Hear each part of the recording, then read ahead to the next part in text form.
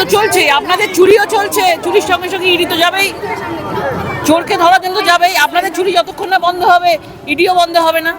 আপনাদের চুরি যতক্ষণ না বন্ধ হবে ইডিও বন্ধ হবে না। এদিন শ্রী চৈতন্য ধাম নবদ্বীপে এসে রাজ্য সরকারের তীব্র কটাক্ষ বিজেপির মহিলা মোর্চার নেত্রী তথা প্রাক্তন সাংসদ লকেট চ্যাটার্জির। এদিন বিকেল 5টা নাগাদ নবদ্বীপের বিষ্ণুপ্রিয়া হল স্টেশন সংলগ্ন এলাকা থেকে বিজেপি প্রার্থী শ্রুতিশেখর গোস্বামীর সমর্থনে রোড শো করেন তিনি। সঙ্গে ছিল স্থানীয় মহিলা মোর্চার একাধিক নেত্রী ও কর্মীবৃন্দরা। নবদ্বীপ বিষ্ণুপ্রিয়া থেকে রোড শো শুরু হয়ে পোড়ামাতলার মোড় হয়ে রাধাবাজারে রোড শো শেষ হওয়ার কথা থাকলেও কংগ্রেসের সভা চলার কারণে সেটি ঢপওয়ালির মোড় থেকে ডান দিকে বেঁকে 5 মাথার মোড়ে গিয়ে রোড শো সম্পন্ন হয়।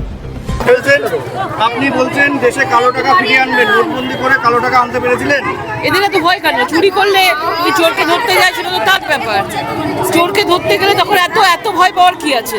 কিন্তু চলছে, আপনাদের চুরিও চলছে, চুরির সঙ্গে সঙ্গে ইডি তো যাবেই, চোরকে ধরার জন্য তো যাবেই। আপনাদের চুরি যতক্ষণ না বন্ধ হবে ইডিও বন্ধ হবে না, এটাই বলবো। আপনি বলেছেন উনি কোর্টে অ্যাপ্লাই করেছেন ভোটারদের নামটা আমরা অলওয়েজ বলছি যে বৈধ ভোটার অলওয়েজ যেন ভোট পায়, এটা আমরা অলওয়েজ বলে এসেছি নির্বাচন কমিশনকে, এবং সেটাই হচ্ছে, স্বাগত জানাই। মমতা বন্দ্যোপাধ্যায় বলছেন ED, CBI, income tax, central board সবাইকে এক পক্ষ করে দিয়েছে।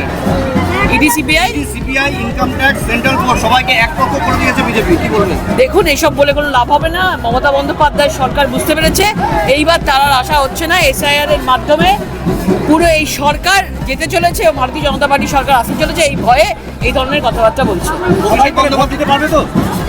সবাই ভোট দিতে পারবে, যাদের যাদের বৈধতা আছে, কোনো বৈধ ভোটার বাদ যাবে না। অভিষেক বন্দ্যোপাধ্যায় বলছে যে আমাদের উপরে অত্যাচার করা হচ্ছে, 4 তারিখের পরে আমরা বুঝিয়ে দেবো বাংলার মানুষ অত্যাচার কাকে বলে। 15টা বছর ধরে পশ্চিমবাংলার প্রত্যেকটা মানুষের প্রতি যে লুট চলেছে, যে অত্যাচার চলেছে, মহিলাদের ওপর যে অত্যাচার চলেছে, কেউ ভুলে যায়নি। ব্যুরো রিপোর্ট, রাষ্ট্রীয় প্রসার বাংলা।